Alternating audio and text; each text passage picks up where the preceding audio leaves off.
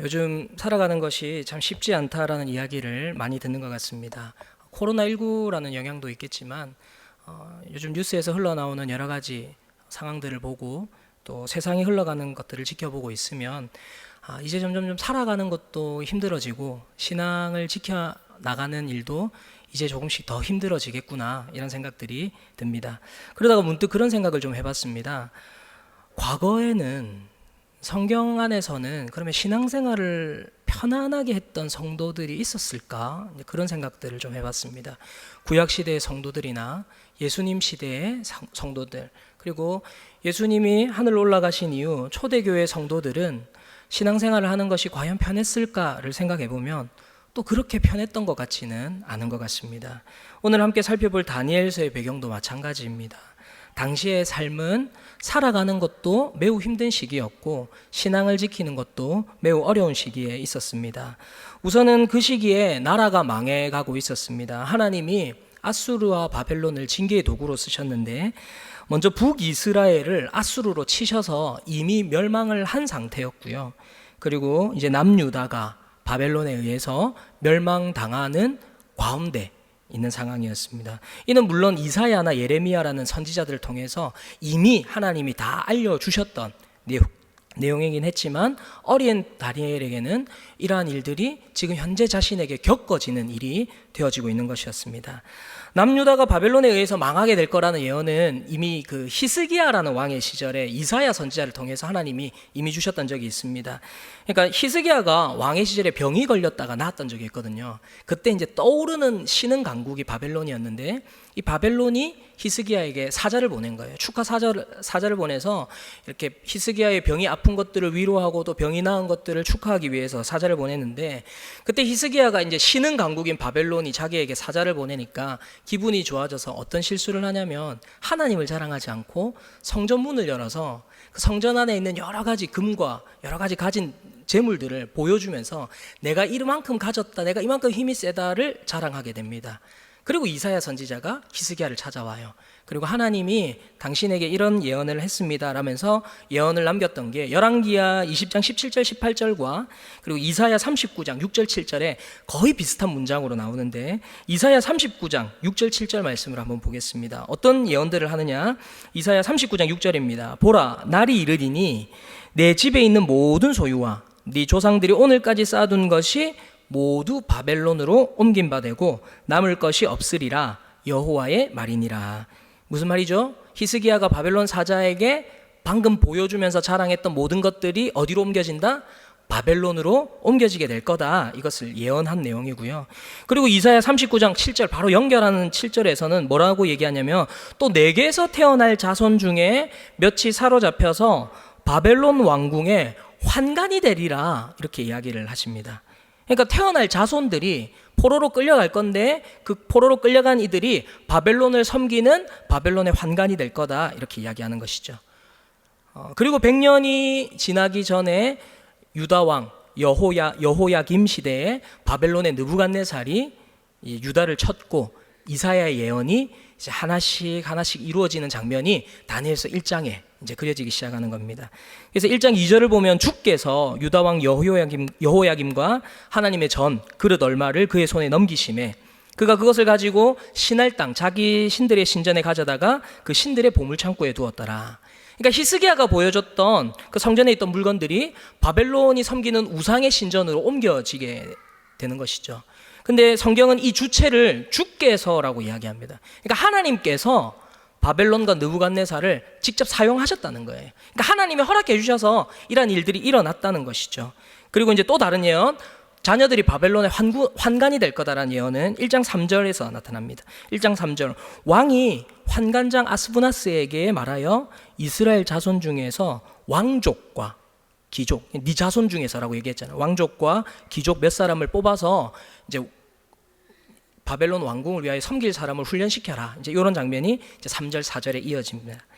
그러니까 이스라엘에서 끌고 온 포로 중에서 왕궁에서 쓸만한 사람을 뽑아서 이제 환관장에게 맡겼잖아요. 환관장이라면 환관을 지도하는 최고 지도자인데 그 환관장이 훈련시키는 사람들이니까 당연히 환관이 되어지겠죠. 그리고 이런 기준에 해당되는 사람들이 있었는데 1장 6절입니다. 그들 가운데는, 그러니까 뽑힌 사람이 훨씬 많았습니다. 훨씬 많았는데 그들 가운데는 유다 자손 곧 다니엘과 하나냐와 미사엘과 아사랴가 있었더라. 그러니까 이 4명만 뽑힌 게 아니라 더 많이 뽑혔는데 그들 중에서 특별히 이 4사람을 성경이 언급하고 있는 겁니다. 그리고 환관장이 이들의 이름을 제일 먼저 어떻게 하냐면 바꿔요. 바벨론식으로. 그게 7절입니다. 환관장이 그들의 이름을 고쳐 다니엘은 벨드사살이라고, 하나냐는 사드락이라고, 미사엘은 메삭이라고, 아사랴는 아벳느고라고 이름을 바꿉니다. 바벨론식으로. 우리 일제강점기 때 일제가 우리한테 한 거잖아요. 창시개명 한다 했죠. 예, 일본식 이름을 부여하는 것, 민족을 말살하려는 정책 중에 하나죠. 그러니까 유다, 이스라엘의 민족 정신을 말살시키고 바벨론화하는 그 첫걸음이 시작이 되어지는 겁니다. 자, 이제 다니엘에게 무척 고민스러운 상황이 생겼습니다. 무척 곤란한 상황이 생긴 거예요. 왜냐하면 첫째는 이스라엘을 정복한 바벨론 왕궁을 위해서 일한다. 이것은 우리가 이제 일제강점기 시대 생각하면 여러분 매국노, 친일파, 한국을 침략한 일본에게 우리가 어떻게 일본을 위해서 섬길 수 있냐라고 하는데 지금 다니엘이 그 상황이 되어야 하는 것이죠. 그러니까 민족의 배신자라는 낙인이 찍히게 되는 상황이 되었고요. 그러니까 이제 이스라엘 민족들에게서 저 바벨론 저거 왕국을 위해서 일하네 하면서 손가락질을 받을 각오를 해야 했을 것이고, 둘째 이제 바벨론의 관직을 받기 위해서는 바벨론이 제공하는 언어 교육을 받아야 했을 것이고, 그들의 문화를 제공받아야 했을 것이고, 음식을 먹어야 했을 것이고, 그곳에서 자면서 숙식을 제공해야 했을 것이고, 또 이름을 바꾸는 등 바벨론이 제공하는 여러 가지 특혜를 받아서 결국 뭐가 되느냐면 바벨론 사람이 된다는 것을 의미합니다. 그러니까 이스라엘 민족이 아니라 바벨론 사람이 된다는 것이죠. 그리고 이제 셋째는 환관이 되어야 했습니다. 환관. 우리가 이제 환관이라고 하면 제일 첫 번째 떠오르는 이미지가 남성의 성기를 거세한 넷이 딱 떠오르잖아요. 환관. 성경은 이렇게 정확하게 알려주고 있지 않습니다. 다니엘이 넷이었는지에 대해서는 정확하게 언급하고 있지 않은데, 환관의 큰 2가지 의미가, 하나는 넷이고요, 하나는 그 왕궁에서 일하는 모든 관직을 받은 모든 사람을 통칭하는 용어로 환관이라는 단어를 사용했다, 이런 주장도 있습니다. 그러니까 성경에 다니엘의 후사나 다니엘의 가정 이야기, 다니엘이 결혼했다는 이야기들이 전혀 언급이 안 돼 있기 때문에 넷이었다라고 주장하는 사람들도 있고, 다니엘이 그냥 넷이는 아니었지만 그냥 바벨론 왕궁에서 일하는 사람이었다, 이렇게 주장하는 것도 있습니다. 사실 뭐가 맞는지 이거 중요하지 않습니다. 우리의 구원과는 전혀 상관없거든요. 다니엘이 넷이면 우리가 구원받고 넷이가 아니면 구원 안 받고 이런 게 아닙니다. 근데 여기서 우리가 기억해야 할 게 뭐냐면 다니엘이 결국 뭐가 됐다는 거예요? 바벨론을 위해서 일하는 환관이 되어서 바벨론을 섬기는 사람이 되었다. 이것을 우리가 기억하고 넘어가야 되는 겁니다. 요거는 정확한 것이죠. 네. 바벨론을 섬기는 환관이 되었습니다. 바벨론 사람이 된 거예요. 다만 이 과정 가운데 성경은 다니엘이 바벨론 환관이 되는 교육은 받지만 뜻을 정했다, 이렇게 들어가는 것이죠. 이런 상황이었지만 다니엘이 뜻을 정했다. 그게 1장 8절입니다. 다니엘은 뜻을 정하여 왕의 음식과 그가 마시는 포도주로 자기를 더럽히지 아니하리라 하고 자기를 더럽히지 아니하도록 환관장에게 구하니. 그러니까 다니엘은 바벨론의 환관이 되긴 하겠지만 그 상황 가운데 뜻을 정한 겁니다. 그리고 상징적인 행동 하나를 하는 것이 뭐냐면 음식을 거절하는 것이죠. 표면적으로는 우리가 알고 있는 것처럼 이 왕이 제공하는 음식은 바벨론이 섬기는 우상에게 제사 지낸 제사 음식이기 때문에 거절했다, 이렇게 또 우리가 알고 있습니다. 틀린 말은 아닙니다. 충분히 가능한 해석이고 저도 그 해석에 동의를 합니다. 근데 이제 그런 표면적인 것만이 아니라 조금 더 깊은 의미를, 좀 더 의미를 부여해서 이 상황을 살펴보면, 자 여러분, 바벨론의 그러니까 왕이 제공하는 어떤 음식, 그리고 왕이 지정한 식단, 그리고 왕이 제공하는 포도주, 이런 것들은 결국에는 누가 제공하는 겁니까? 바벨론이 주는 거예요. 바벨론이. 그러면 채소하고 물은 누가 주는 거죠? 그것도 바벨론이 주는 겁니다. 다니엘이 우리한테 음식 주지 마라, 우리가 알아서 구할게, 이렇게 하지 않았습니다. 왕의 음식 말고 채소하고 물을 우리에게 주십시오라고 얘기합니다. 그러니까 다니엘이 거절했던 거는 바벨론이 아니에요. 다니엘이 거절했던 것은 바벨론 안에 살지만 너희들이 주는 대로 내가 다 먹지 않겠다, 너희들이 제공해 주는 대로 내가 다 무조건 따르고 받지 않겠다, 내가 너희들의 환관이 되어서 너희들을 섬기지만 내가 구별해서 취할 것은 취하고 거절할 것은 거절하겠다. 이게 바로 다니엘이 뜻을 정한 의미입니다. 그래서 바벨론이 주는 것을 구별하여 취하는 것, 이것이 다니엘이 바벨론의 환관이 되어 살아가지만 그가 그 속에서 했던 상징적인 의미가 가지고 있는 것이죠. 이게 우리에게 주는 의미로 다가오게 되는 겁니다. 성경이 그렇게 이야기하지만 성경은 이제 바벨론을 세상을 상징하는 용어로 쓰기도 하고, 그리고 교회와 하나님을 반대하는, 거부하는 세력으로 대적하는 대적의 모습으로 상징하기도 하거든요. 그래서 바벨론은 세상을 상징하는 겁니다. 그러니까 이 땅이라는, 이 세상이라는 바벨론에서 우리가 결국에는 살아가게 되는데, 이런 세상, 이런 바벨론에서 살아가는 우리들에게도 다니엘과 같이 뜻을 정한 삶이 필요하다는 것을 지금 성경이 이야기하고 있는 것입니다. 우리가 지금처럼 일주일에 한 번 모여서 이렇게 함께 예배드리고 성도가 함께 교제 나누는 거 중요합니다. 그런데 여러분, 더 많은 시간 우리는 어디서 살아가죠? 더 많은 시간 우리 세상 속에 살아가거든요. 그러니까 일주일에 잠깐 한두 시간 와가지고 교제하는 것으로 안 됩니다. 우리는 더 많은 시간 세상 속에서 살아가게 돼요. 그렇다고 세상을 등지고 살아갈 수도 없어요. 그 속에서 우리는 살아가게 됩니다. 그러나 그 속에서 살아가지만 우리의 정체성을 잃지 않고 이 세상의 것을 잘 분별하여 취하는 것, 이것이 바벨론의 포로로 끌려가 바벨론의 환관이 되어야 했지만 다니엘이 뜻을 정하여 했던 삶의 의미였습니다.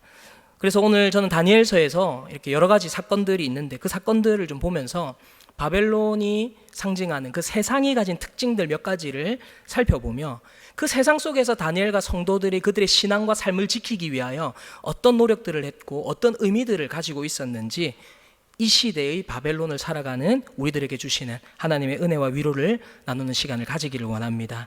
우리 함께 이 세상의 특징들을 좀 살펴볼 건데, 먼저 이 세상이 가지는 중요한 특징 중에 하나는 이 세상은 우리들에게 틀린 것만을 말하지 않는다는 겁니다.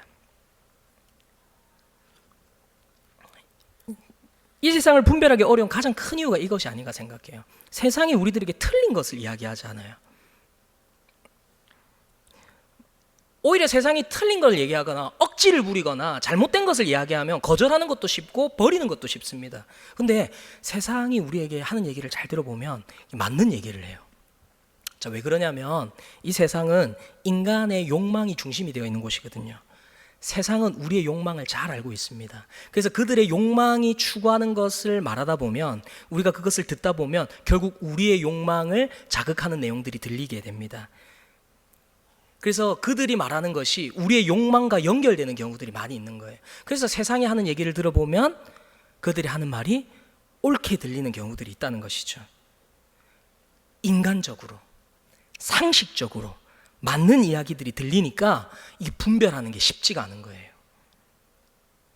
성경에서도 그 모습이 나옵니다. 다니엘이 뜻을 정한 다음에 상징적인 행동으로 음식을 거절했잖아요. 음식을 거절했는데 환관장이 다니엘에게 하는 이야기 잘 보세요, 여러분. 1장 10절 말씀입니다. 환관장이 다니엘에게 이르되 내가 내주왕을 두려워하노라. 그가 너희 먹을 것과 너희 마실 것을 지정하셨거늘 너희의 얼굴이 초췌하여 같은 또래의 소년들만 못한 것을 그가 보게 할 것이 무엇이냐. 자, 이 환관장이 말하고 있는 것에 담겨있는 의미는 무엇이죠? 왕의 식단과 포도주를 먹는 소년들과 채소와 물을 먹는 소년들 중에 누가 더 초췌하고 못할 거라고 얘기하고 있죠? 채소하고 물을 먹는 너희가 더 초췌하고 못할 거 아니냐.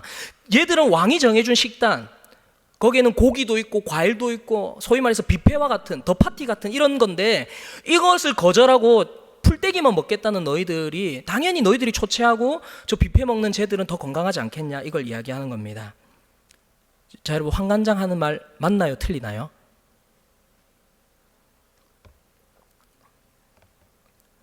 자, 조금 제가 쉽게, 여러분 대답을 선뜻 못하는데 믿음이 너무 좋아서 채소만 먹는 게 더 좋다 이렇게 얘기하시는 분들도 있을 수 있겠는데, 자, 여러분, 골고루 먹는 게 건강합니까? 채소만 먹는 게 건강합니까? 네, 그겁니다. 지금 환관장이 얘기하는 게 그거예요. 야, 골고루 먹어야지. 야, 채소만 먹으면 어떡해. 채소만 먹으면 영양 결핍 걸려. 골고루 먹어야 돼. 너희는 채소만 먹으면 영양 결핍 걸려서 더 초췌해질 거야. 더 못하게 될 거야. 그러니까 그냥 주는 대로 골고루 건강하게 먹어. 이거 이야기하는 것이죠. 영양학적으로도 골고루 먹는 것이 채소만 먹는 것보다 훨씬 낫습니다. 제가 자료를 좀 찾아보니, 이거 쓸데없는 건데 이것도 자료 찾아봤거든요. 진짜 채소만 먹으면 혹시 더 건강해지지 않을까 했는데, 이제 저같이 통풍이 있거나 이렇게 좀 당뇨로 가기 위험군 이럴 때는 채소만 먹는 게 도움이 되는 경우들도 있는데, 근데 지금 얘네들은 3년이거든요. 3년 동안 채소만 먹는다. 저희 어머니한테도 전화드리니까 저희 어머니도 며칠은 괜찮은데 3년 동안 먹는 건 좀 그렇지 않겠나. 그래도 네가 신앙 때문에 그렇게 한다면 막 이렇게 하시는데, 어머니 너무 어렵게 생각하지 마시고 그냥 일반적으로 상식적으로 그럼 당연히 골고루 먹는 게 건강하지 이렇게 얘기하십니다. 맞습니다. 영양학적으로도 골고루 먹는 게 훨씬 건강합니다. 채소만 먹으면 비타민군에서 결핍이 올 수 있다, 이런 논문들이 있더라고요. 이런 맥락에서 여러분, 환관장이 한 말은 맞는 얘기인가요, 틀린 얘기인가요? 맞는 얘기를 하는 거예요. 환관장이 막 억지 부리지 않아요. 환관장이 옳은 이야기를 하면서 다니엘에게 야, 우리가 주는 거 먹는 게 좋은 것 같아 라고 이야기하고 있는 것이죠.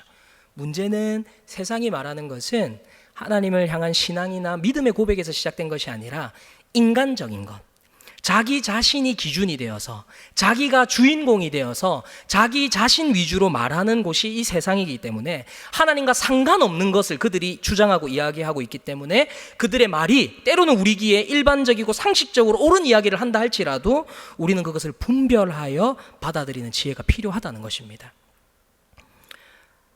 다니엘은 비록 바벨론에서 살아가며 바벨론이 제공해 주는 것을 먹었지만 나를 자라게 하는 것은 저 음식이 아니다. 저 골고루 먹는 게 나를 자라게 하는 게 아니다.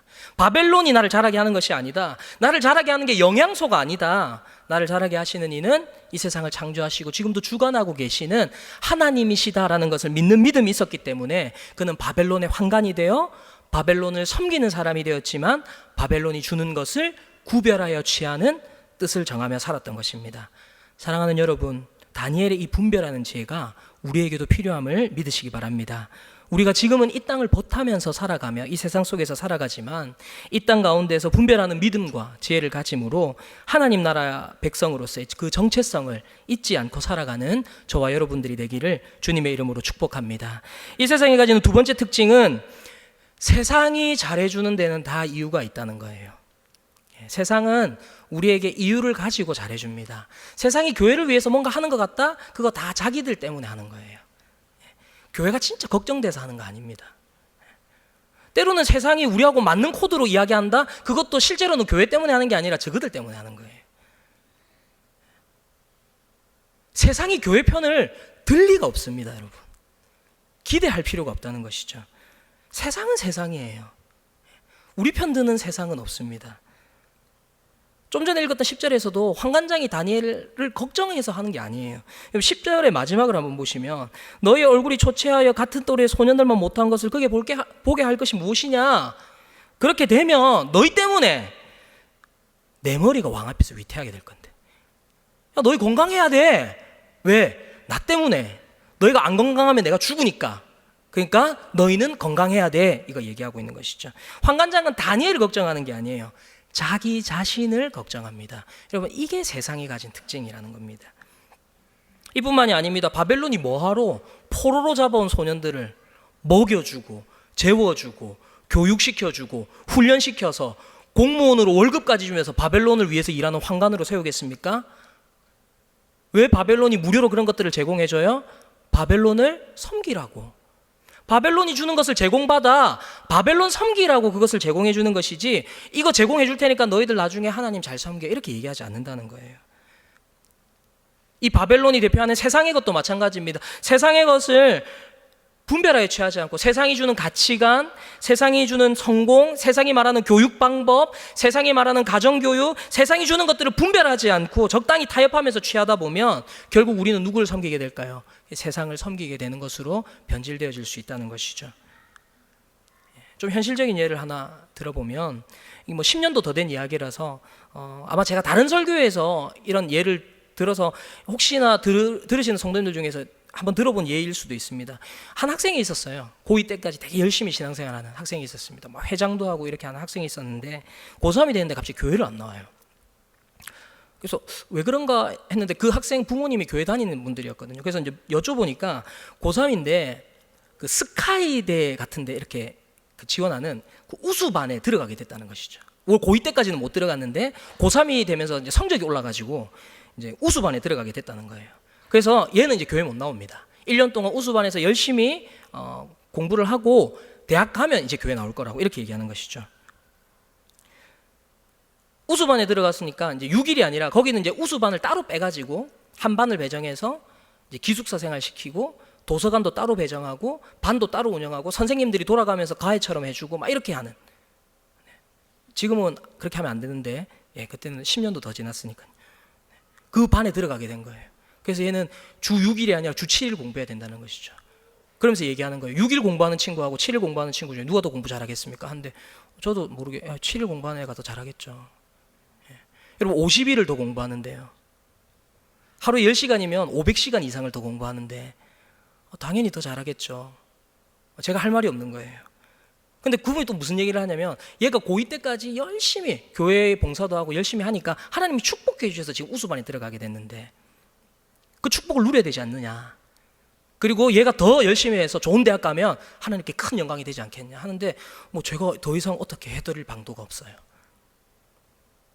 보통 이런 얘기의 끝이 막 이 학생이 막 대학 떨어지고 막 이렇게 되면 막 우리는 부정적인 것에 더 기쁜 반응을 보이는 타락한 죄인들이기 때문에 막 더 카타르시스를 느끼고 쾌락을 느낄 수 있지만 이 학생이 되게 잘 됐어요. 좋은 대학에 들어갔습니다.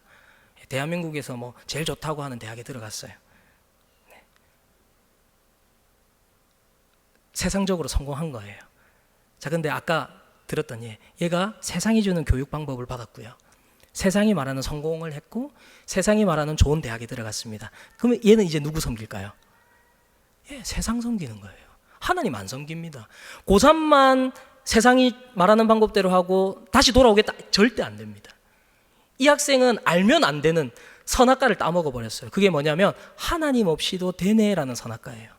아, 이게 하나님 없이도 내가 좋은 대학 갈 수 있네. 하나님 없이도 내가 성공할 수 있네. 내가 예배도 한 번 안 드리고 기도도 안 했는데 내 일이 잘 풀리네라는 그 말도 안 되는 선악과를 얘가 따먹어 버린 거예요. 하나님한테 돌아올 리가 없습니다. 세상이 주는 것이 얼마나 달콤하고 맛있는데 더 이상 돌아오지 않는 것이죠. 이 학생이 세상적으로는 잘 됐을지 모릅니다. 그러나 그는 신앙도 놓치고 하나님도 놓치는 인생이 되었다는 것이죠. 세상이 주는 것을 넙죽넙죽 받아먹는 인생이 그렇다는 것입니다. 다니엘 3장이 그것을 보여주는데 앞서서 이제 바벨론이 이스라엘 민족 중에서 황간으로 키울 청소년들을 여러 명 뽑았잖아요. 그리고 교육도 시키고 막 언어도 가르치고 문화도 가르치고 먹이고 막 재우고 막 다 해줍니다. 그리고 이제 다니엘 3장에서 어떤 일이 생기냐면 금신상 딱 만들어 놓고 여기에 절해라. 안 그러면 다 죽는다. 이렇게 얘기하는 것이죠. 수많은 이스라엘 청소년들이 뽑혀서 거기서 교육받으면서 했지만 그 중에 금신상에 절하지 않겠다라고 반대했던 것은 그 채소하고 물을 먹었던 다니엘의 세 친구들밖에 없었어요. 나머지 이스라엘에서 자란 청소년들은 다 절했다는 거예요. 여러분 세상이 바보가 아닙니다. 세상이 실컷 교육시켜 놓고 이제 다 교육시켰으니까 이제 너 하나님 섬겨도 돼 이렇게 하지 않습니다. 바벨론이 제공해 주는 것을 분별하지 않고 먹었던 이스라엘 소년들은 결국 하나님이 아닌 바벨론을 섬기는 사람들이 되었다는 것이죠. 살아가는 성도 여러분, 이것이 우리가 이 세상 속에서 살아가면서 세상이 주는 것을 구별해서 취해야 할 중요한 이유입니다. 세상이 잘해주는 것에는 다 이유가 있습니다. 우리가 세상과 적당히 타협하고 적당히 나에게 유리한 법안이 생기면 너무 좋아하고 적당하게 세상 속에서 섞여가면서 이게 성도인지 세상 사람인지 구분이 안 되는 그러한 삶을 살아간다면 어느새 세상을 섬기고 있는 나의 모습을 발견하게 될 것입니다.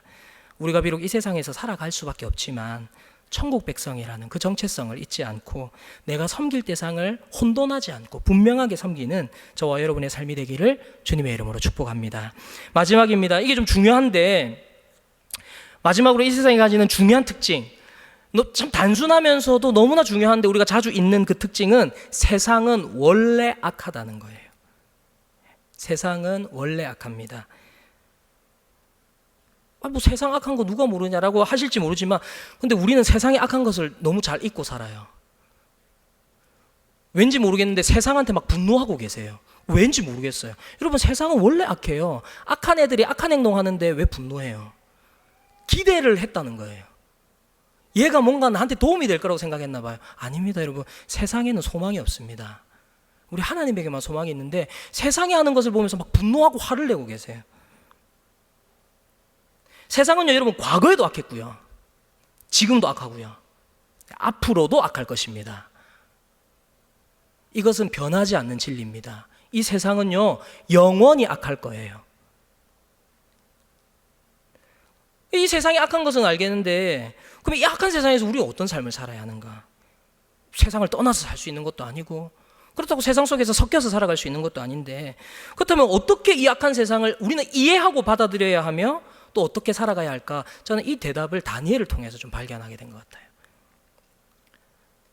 다니엘서를 보면서 이 질문에 대한 답을 얻었는데, 다니엘서의 상황을 한번 같이 생각해 보면서 여러분들도 그 대답을 얻는 시간들이 되었으면 좋겠습니다. 다니엘서 2장을 보면 느부갓네살이 꿈을 꾸고 그 꿈을 다니엘이 해몽해 주는 사건이 있습니다. 근데 그 해몽이 너무 시원했는지 느부갓네살이 다니엘을 어떤 사람으로 세우냐면 전국의 모든 지혜자들의 아버지로 삼고 전국을 다스리는 사람으로 삼아요.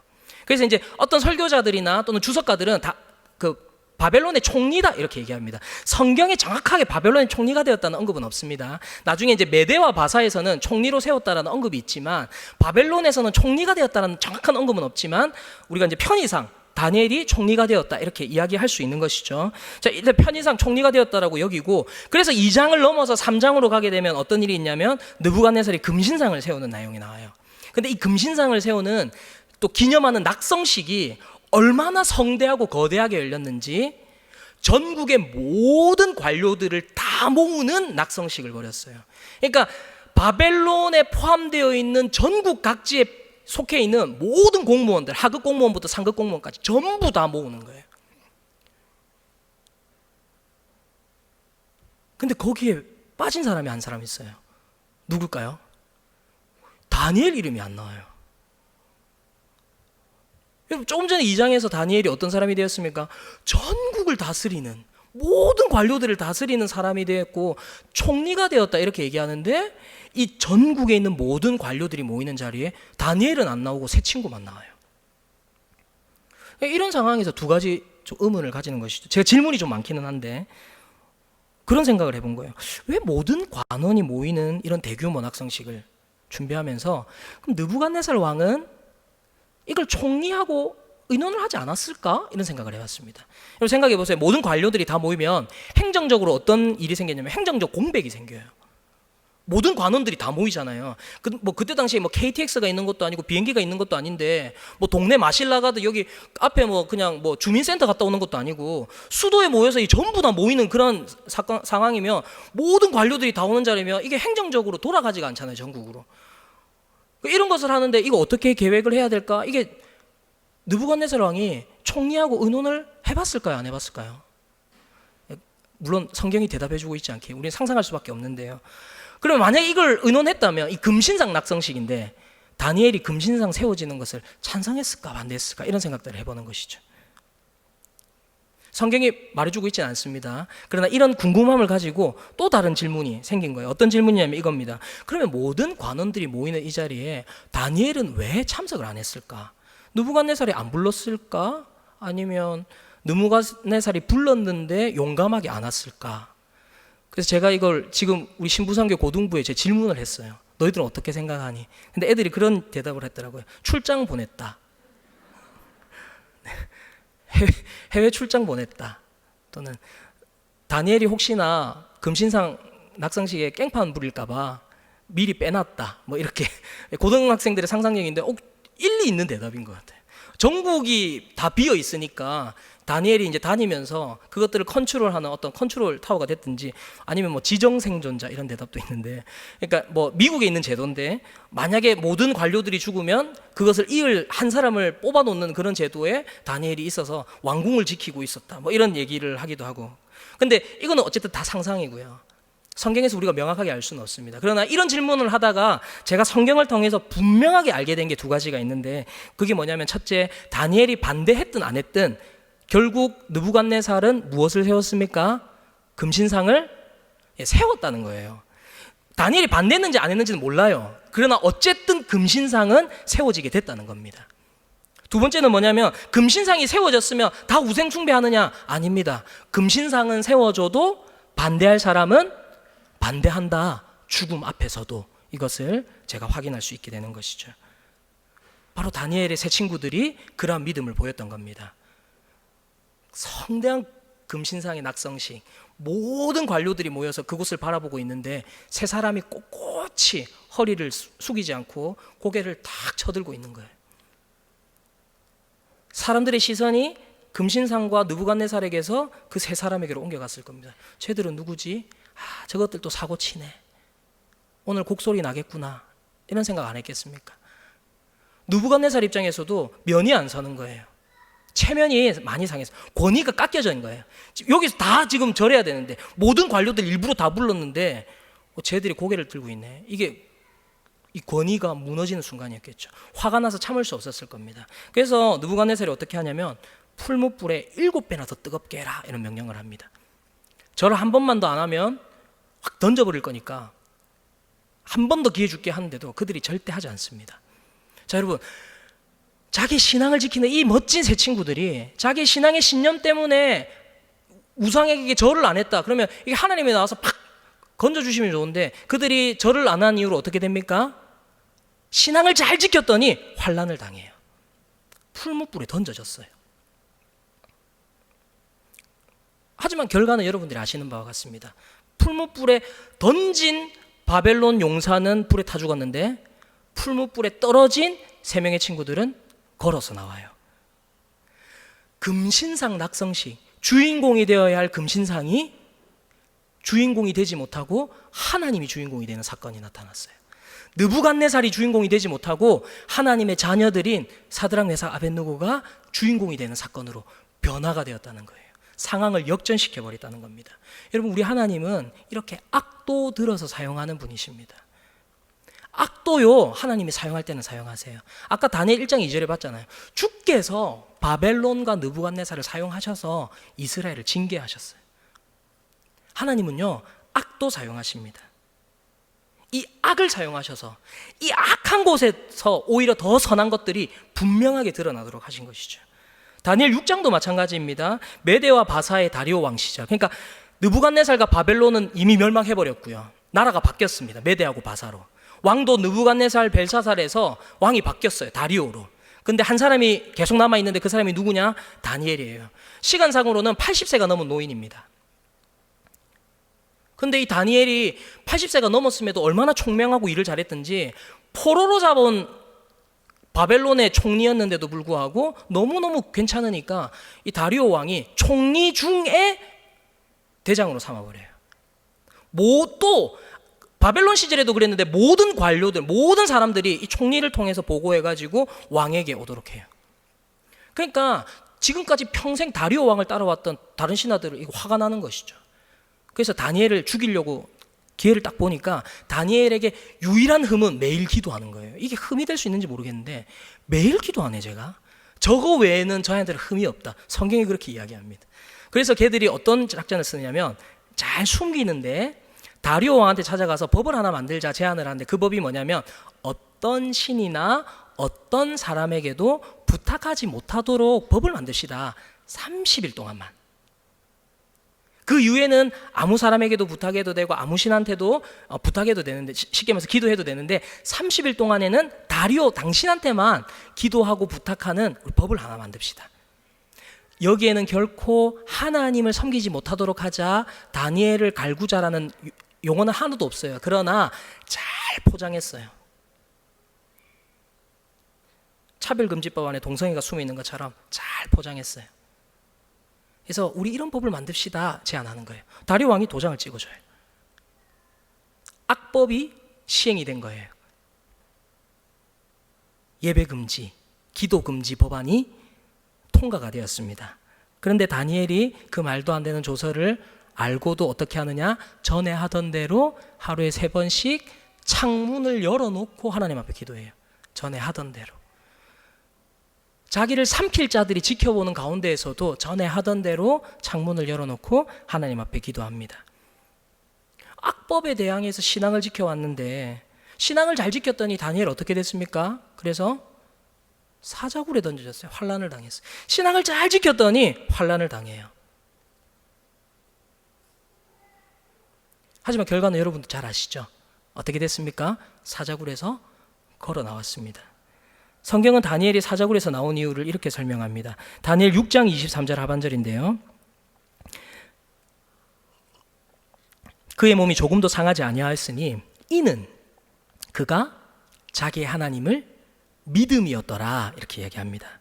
도대체 다니엘이 가진 믿음이 어떤 믿음이었기에, 어떤 믿음이고 어떤 이야기를 들었기에 그는 예배 금지, 기도 금지라는 상황 속에서도 또 사자굴에 던져지는 환란 속에서도 흔들리지 않고 전에 하던 대로 하나님을 예배하고 하나님께 기도할 수 있었나? 저는 이 믿음의 근거는 하나님이 다니엘에게 주신 계시 때문이라고 생각합니다. 그 계시를, 하나님의 말씀을 믿는 믿음이 다니엘에게 있었던 것이죠. 다니엘이 믿음의 근거로 삼았던 계시는 크게 두 가지로 얘기할 수 있습니다. 하나는 다니엘의 직접적인 계시는 아닌데 예레미야를 통해 온 계시예요. 예레미야 25장부터 29장까지는 이 다니엘이 잡혀가기 직전에 예레미야가 유다에 예언하는 내용들이 나옵니다. 그러니까 여호야김 시절 초창기에 3년째 느부갓네살이 쳐들어왔는데 1년차, 2년차 때 이 예레미야가 예언을 해요. 어떤 예언을 하냐면 29장 10절입니다. 여호와께서 이와 같이 말씀하시니라. 바벨론에서 70년이 차야 너희가 돌아오리라.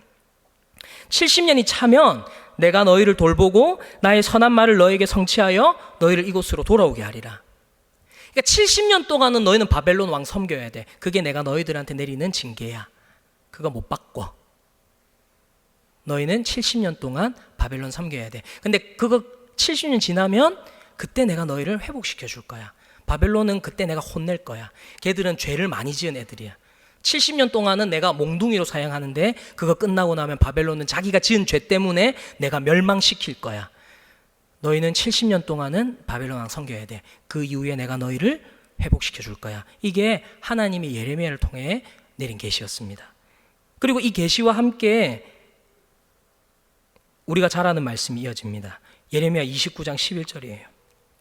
같이 한번 읽어보겠습니다. 시작. 여호와의 말씀이니라. 너희를 향한 생각을 내가 아나니 평안이요 재앙이 아니니라.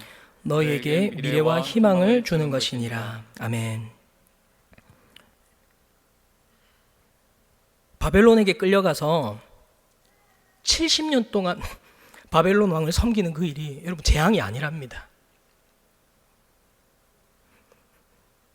바벨론을 섬기는데 포로가 되어야 하는데 그게 재앙이 아니라 그게 평안이라고 하나님 말씀하세요. 그거 다 안 돼요. 그리고 미래와 희망을 주는 것이라고 이야기하십니다. 이게 사람의 상식으로는 이해가 안 되는 내용이고 사람의 눈으로는 바라볼 수도 없는 내용이고 이 머리로는 계획이 되지도 않는데 하나님의 큰 계획 안에서 이거는 재앙이 아니라 평안이야. 미래와 희망을 너희들에게 주려고 하는 거야 라고 말씀하시는 것이죠. 그리고 바벨론이 직접 계시를 하나 봤는데 그게 뭐냐면 느부갓네살의 꿈 해몽, 다니엘 2장에 나오는 내용입니다. 느부갓네살이 꿈을 하나 꿨어요. 큰 신상이 세워져 있는데 돌이 하나 오더니 그 신상을 다 무너뜨리고 그 돌이 큰 태산이 되어 영원히 있는 꿈을 꾸게 됩니다. 그래서 느부갓네살이 이 꿈이 도대체 무슨 내용인지를 궁금해하고 있는데 다니엘이 그 꿈을 해몽해줘요. 지가 스스로 한 게 아니라 하나님이 계시해주세요. 이 꿈을 꿨는데 이 꿈은 이런 내용이다라고 얘기해주는데 그게 뭐냐면 그 머리부터 발끝까지 있는 그 상징하는 나라들 바벨론, 메데와 바사, 로마 이런 모든 나라들이 한때는 성행하겠지만 결국에는 다 사라질 거야. 그러나 굴러온 그 큰 돌이 태산을 이루어서 영원히 있는데 하나님의 나라는 저처럼 영원할 것이야. 모든 나라는 무너지겠지만 하나님의 나라는 영원할 것이다 라는 계시를 다니엘에게 주세요. 예레미야의 계시도 받았고 다니엘이 직접 하나님의 계시도 받았습니다. 그리고 포로로 끌려갔어요. 바벨론의 황관이 되어 있어요. 여러분 다니엘이 바벨론의 황관이 되어서 그 왕궁에서 보낸 첫날 그가 어떤 생각이 들었을까요? 야, 이제 강대국인 바벨론의 공무원이 됐으니까 이제 내 인생은 폈다. 아 진짜 재앙이 아니네, 평안이네 이런 생각했을까요, 여러분? 얼마나 수치스러웠을까요? 이스라엘이 아닌, 이스라엘의 왕이 아닌 바벨론의 왕을 섬겨야 하는 자신의 현실이 얼마나 비참했을까요? 그것도 1년도 2년도 아니라 70년을 앞으로 계속해서 섬겨야 한다는 그 일이 다니엘에게 얼마나 절망적이었을까요?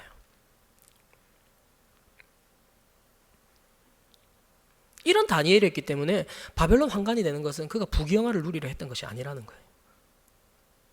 그는 모든 부끄러움과 수치를 감수하고 그 일들을 했던 것입니다. 왜냐하면 하나님이 계시해 주신 말씀을 믿는 믿음이 있었기 때문에. 이 바벨론이 영원할 것처럼 보이지만 지금은, 그러나 이것은 곧 무너질 거야.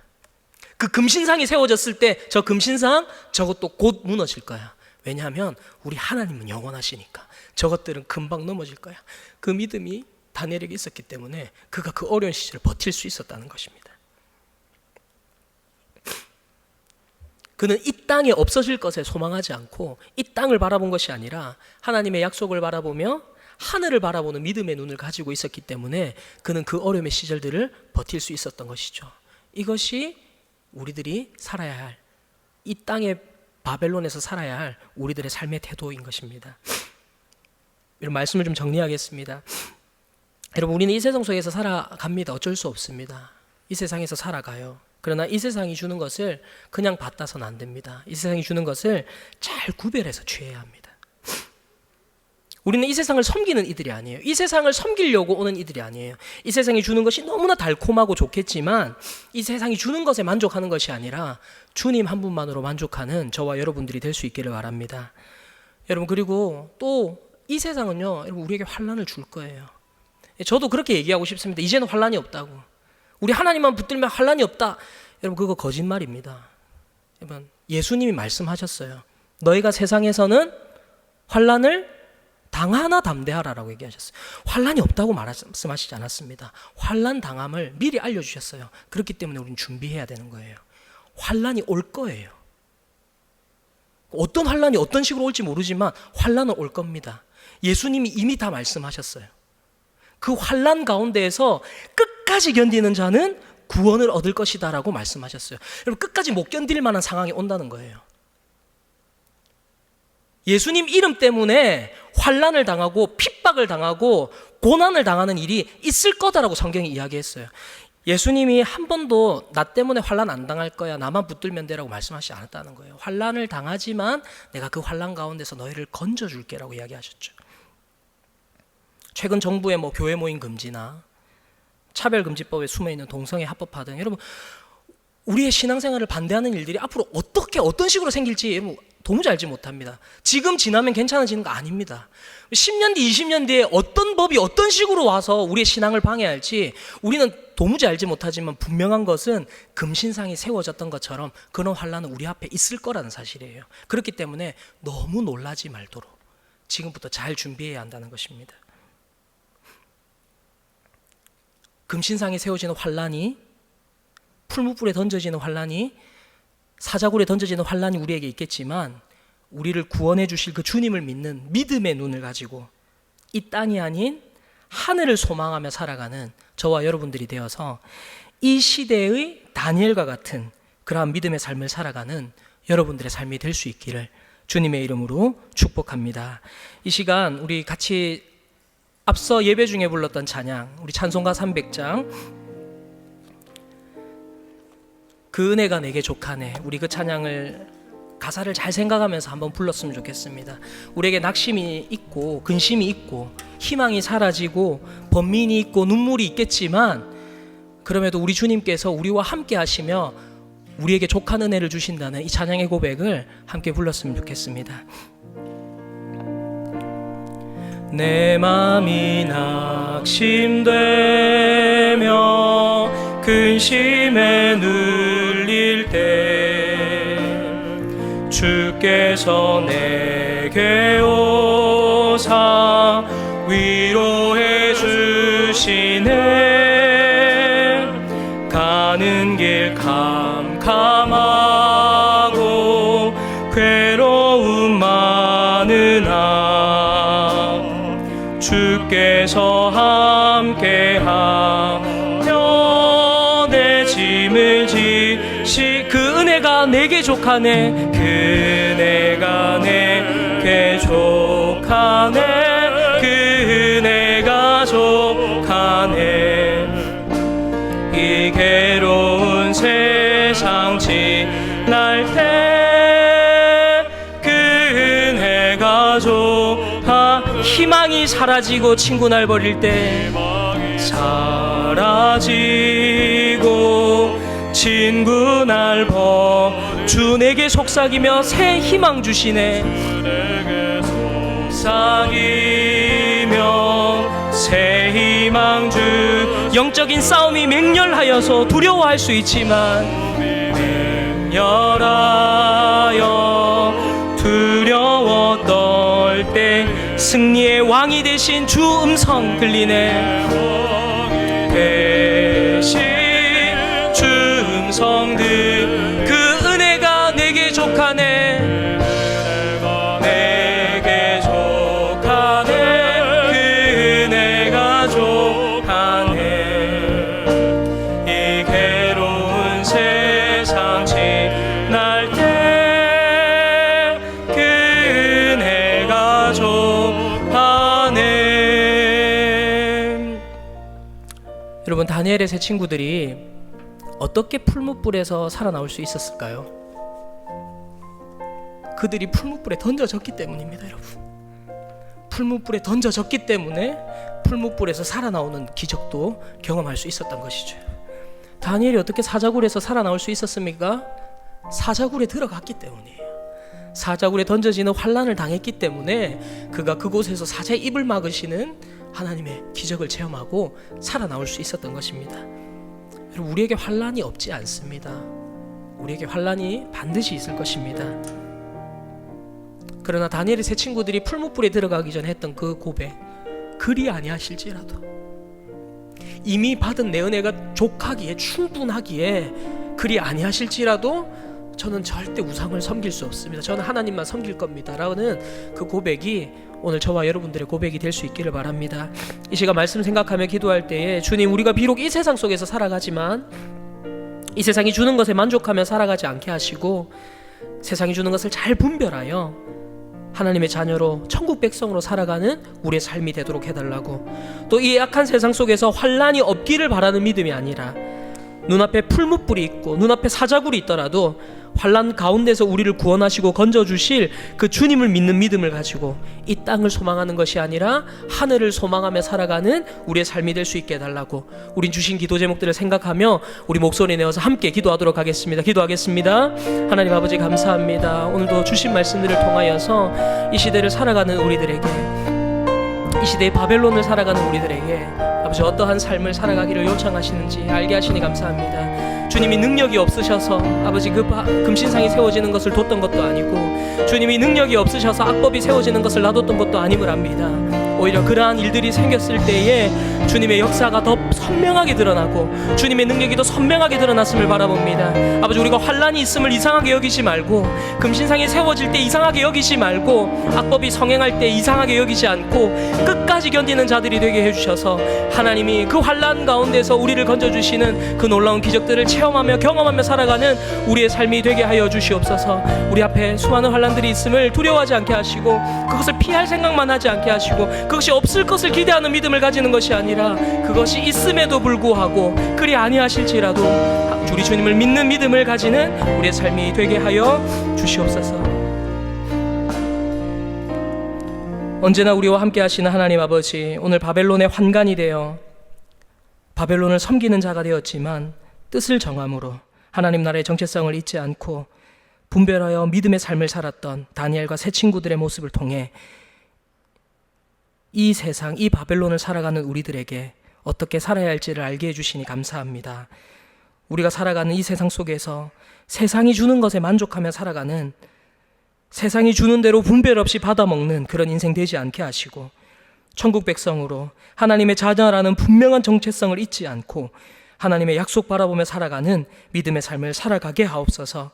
악한 이 세상은 지금도 기회를 보며 우리를 환난 가운데 밀어넣으려 하지만 그 모든 환난 가운데에서도 크신 계획을 가지고 이미 승리하신 그 주님을 분명히 믿는 믿음을 허락하여 주셔서 영원히 사라질 이 땅을 소망하는 것이 아닌 영원히 머물고 영원히 거할 그 하나님의 나라, 그 천국을 소망하며 믿음 가운데 살아가는 우리의 삶이 되게 하여 주시옵소서. 감사드리며 환난 가운데서 우리를 건져주시고 우리와 함께 하시는 예수 그리스도의 이름으로 기도합니다. 아멘.